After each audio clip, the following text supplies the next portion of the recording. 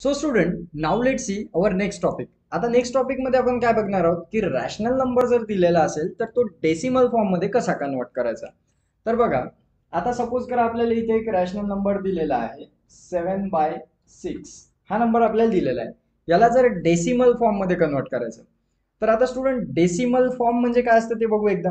Decimal form म्हणजे एखादा number जर पॉइंट मध्ये असेल 1.3 किंवा 2.343 कंटिन्यू असे चालू असतात, 343 वगैरे वगैरे. तर अशा प्रकारचे जे नंबर असतात याला आपण काय म्हणतो, डेसिमल फॉर्म म्हणतो. डेसिमल म्हणजे पॉइंट. समजलं आता. तर आता हा जो नंबर आहे डिवाइड फॉर्म मध्ये म्हणजे रॅशनल नंबर मध्ये आहे, अपॉन मध्ये आहे, तर याला आपल्याला अशा प्रकारे कन्व्हर्ट करायचं पॉइंट मध्ये. तर यासाठी आपण काय करू शकतो, राईट, आपण काय करणार, डिव्हिजन करू शकतो.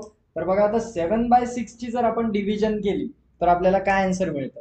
तर 7/6 साठी आता मी लिहिणार 6 आणि इथे लिहिणार मी 7. तर बघा, आता डिव्हिजन करा. 6 1 जा 6. सो आता 7 - 6 उरला 1. इथे घेतो पॉइंट, इथे घेतो 0. सो आता मी काय करणार, 6 1 जा 6 परत करतो आणि यामधले उरणार 2.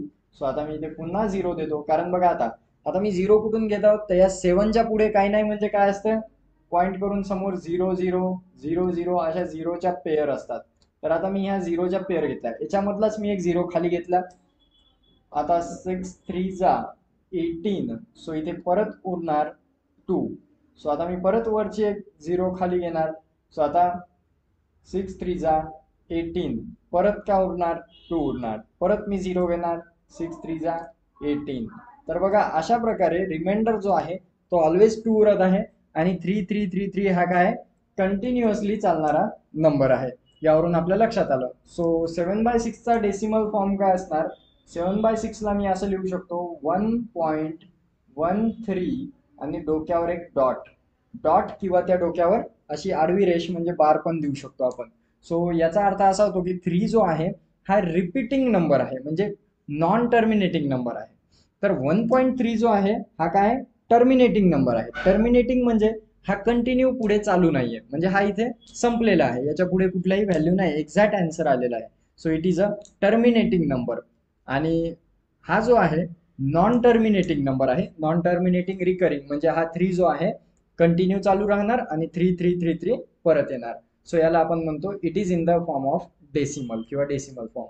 तर आलं लक्षात कसं कन्वर्ट करतात. त्यानंतर अजून एक एक्झाम्पल बघू. बघा, आता एक फर्स्ट एक्झाम्पल झालं आपलं. आता यामध्ये बघा, खालचा नंबर छोटा होता म्हणून हे आन्सर असा आलं. आता जर मी घेतलं 6/7, याच नंबरला मी काय करतो, उलट करतो आणि याचं एक एक्झाम्पल घेऊ. आता 6/7चं काय आन्सर येईल. तर बघा, असा नंबर जेव्हा आपण डिवाइड करत असतो तर डिवाइड करताना आता मी इथे लिहितो 7 डिवाइड बाय, आता इथे 6. ठीक आहे. आता 6ला भागायचे म्हणजे 6चे भाग पाडायचे. तर बघा, आता 7च्या टेबलमध्ये 6 येतो का, नाही. तर सुरुवातीलाच इथे काय करू आपण, 0 0च्या पेअर घेऊन घेऊ, म्हणजे याच्या पुढे कोणता नंबर नाही म्हणजे काय असतो, 0 असतो. तर आता 7च्या टेबलमध्ये 6 येत नाही म्हणून 0चा भाग द्यायचा. सो 6 - 0 आन्सर येतो परत 6. सो आता 7च्या टेबलमध्ये 6 येत नाही म्हणून पॉईंट देऊन इथे 0 घेणार आपण. आणि 7च्या टेबलमध्ये 60 येतात का बघा, किंवा त्यापेक्षा छोटी संख्या. तर 7 1 7, 7 2 14, 7 3 21, 7 4 28, 7 5 35, 7 6 42, 7 7 49, 7 8 56. सो आपण इथे लिहू शकतो 7 8 56 म्हणजे 7 8 जा 56. सो 60 मधून 56 गेल्यानंतर उरतात 4 आणि 7च्या टेबलमध्ये 4 सुद्धा येत नाही म्हणून वरचे 0 आपण खाली घेणार. सो आता इथे 7च्या टेबलमध्ये 40 येतात का बघा, पुन्हा 7चा टेबल म्हणू शकतो आपण. 7 5 जा 35. सो आपण 7 5 जा 35 असं आपण घेऊ शकतो, म्हणजे इथे उरतात 5 आणि वरचा 0 परत खाली घेणार. सो 7च्या टेबलमध्ये 50 येतात का बघा, 50 नाही येत. 50 पेक्षा छोटा नंबर 7 7 जा 49, 7 7 49 आणि 50 - 49 उरला 1. परत 0 घेणार. तर आता 7च्या टेबलमध्ये 10 येतात का, नाही येत. 1 येतो, 7 येतात. सो 7 1 जा 7 आणि 10 - 7 3 उरले. परत 0 घेणार. आता इथे लिहिणार मी 7 4 जा 28. सो इथे परत 2 उरतात. परत 0 घेतो. आता 7 3 जा 21 मोठे होतात, तर 7 2 जा 14. आणि 20 मायनस 14 उरले 6. आता इथे जर मी 0 घेतला तर बघा 60 आलाय, इथे परत ही संख्या आली. 60 जर डिवाइड करायचं असेल तर मी काय करणार, 7 8 जा 54, सॉरी 7 8 जा 56 आणि इथे मी डिवाइड करून आन्सर येतो 4. आता बघा परत 4 आला म्हणून परत 0 घेणार. बघा ही टर्म परत आली, 60 ची आली, 40 ची आली, म्हणजे आता परत 50 येईल, परत 10 येईल, म्हणजे हे कंटिन्यू चालू राहील. म्हणजे आता 40 जर आला तर मी परत काय करणार, 7 5 जा 35 करणार आणि 40 मायनस 35 आन्सर काय येतं 5. सो आता ही टर्म परत इथे 50 येणार. बघा आली 50. म्हणजे हे कंटिन्यू असं चालू राहील. कधीपर्यंत चालू राहील, जोपर्यंत हे संपणार नाही. आणि हे गणित कधीच संपत नाही, कारण यामध्ये बघा 8 5 7 1 4 2 हा जो नंबर आहे हा रिपीटिंग नंबर आहे. म्हणजे याचं जर आपण करत बसलो तर 8 5 7 1 4 2 हे झाल्यानंतर परत 8 5 7 1 4 2 हा जो नंबर आहे हा काय होणार आहे, रिपीट येणार आहे. म्हणून याला आपण म्हणतो की हे काय, नॉन टर्मिनेटिंग नंबर आहे. तर याचा डेसिमल फॉर्म काय असणार बघा, 6/7 जर मी लिहितो तर 6/7चा डेसिमल फॉर्म येतो 0.857142 आणि हा कंटिन्यू चालू राहतो. मी याच्या डोक्यावर असा बार देऊ शकतो, म्हणजे हा नंबर जो आहे रिपीट येणार आहे. तर याचा आन्सर आहे हे. समजलं आता डेसिमल फॉर्म मध्ये कसं कन्वर्ट करतात. तर आता अशा प्रकारे आपण कुठलाही नंबर जर आला तर त्याला डेसिमल फॉर्म मध्ये कन्वर्ट करू शकतो. हे कधी होते, 0 पॉईंट मध्ये कधी आन्सर येते, जेव्हा खालचा नंबर मोठा असतो वरच्या नंबरपेक्षा.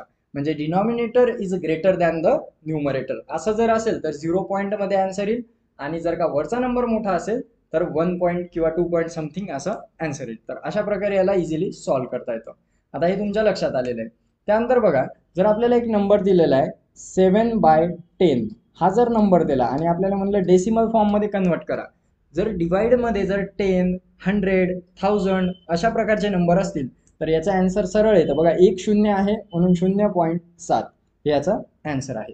8 डिवाइड बाय जर का 100 आहे तर खाली 2 झिरो आहेत म्हणून 0.08 याला आपण डायरेक्ट असं लिहू शकतो.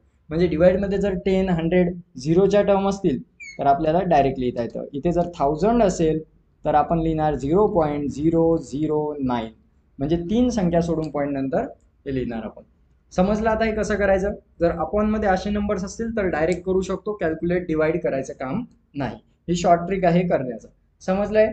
आता अशा प्रकारे आपले कन्व्हर्जन सुद्धा हे डेसिमल फॉर्म मध्ये कम्प्लीट झाले आहेत रॅशनल नंबरचे. आता तुम्ही डायरेक्ट डिवाइड करून आन्सर काढू शकता. पण एक गोष्ट लक्षात ठेवा, जेव्हा डिव्हिजन करता तर जोपर्यंत खाली 0 येत नाही किंवा रिपीटेड नंबर येत नाही तोपर्यंत त्याला डिव्हिजन करत राहायचे.